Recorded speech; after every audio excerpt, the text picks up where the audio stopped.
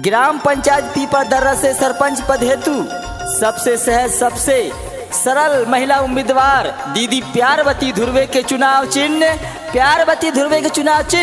हर्ष चलित पंप छाप यानी कि हेड पंप छाप में मोहर लगा करके दीदी प्यारवती ध्रुवे प्रेम ध्रुवे को भारी प्रचंड बहुमतों से विजयी बनाए ग्राम पंचायत पीपा दर्रा के आदरणीय समस्त मतदातागण।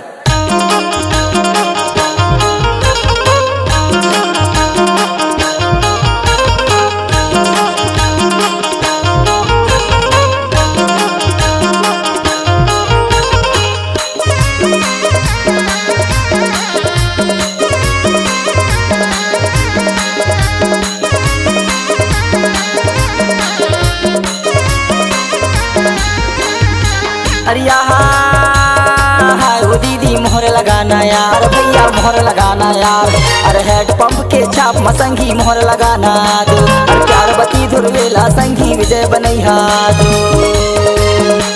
अरे वो दीदी मोहर लगाना यार, भैया मोहर लगाना यार, अरे हेड पंप के छाप मसंगी मोहर लगाना दो, अरे प्यारवती ध्रुवेला संगी विजय बनैहा दो।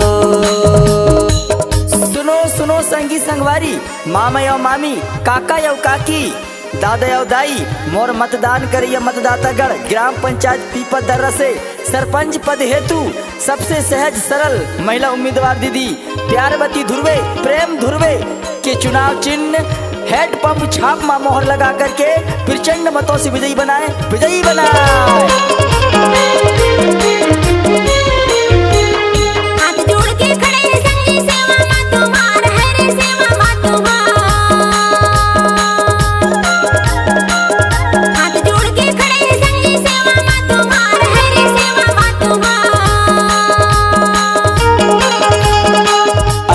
जाने जइया हेड पंप के निशानों माँ मोहर लगैहा दो, अरे प्यारवती ध्रुवेला संगी विजय बनैहा ना, अरे हेड पंप के है निशान मोहर लगैहा दो। सुनो संगी संगवारी, मामा या मामी, काका या काकी, दादा या दाई, मोर मतदान करिए मतदातागण। ग्राम पंचायत पीपा दर्रा से सरपंच पद हेतु सबसे सहज सरल महिला उम्मीदवार दीदी प्यारवती ध्रुवे प्रेम ध्रुवे के चुनाव चिन्ह हेड पंप छाप में मोहर लगा करके प्रचंड मतों से विजयी बनाए।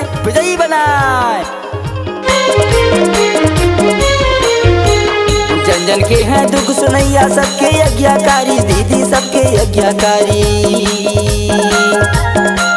जन जन के हैं दुख सुनैया, सबके यज्ञाकारी दीदी सबके यज्ञाकारी। सेवा माँ खड़े हैं भैया सबके यज्ञाकारी, मोला विजय बनैहा दो, अरे प्यारवती ध्रुवेला संगी विजय बनैहा ना, अरे हेड पंप के है निशान मोहर लगैहा दो,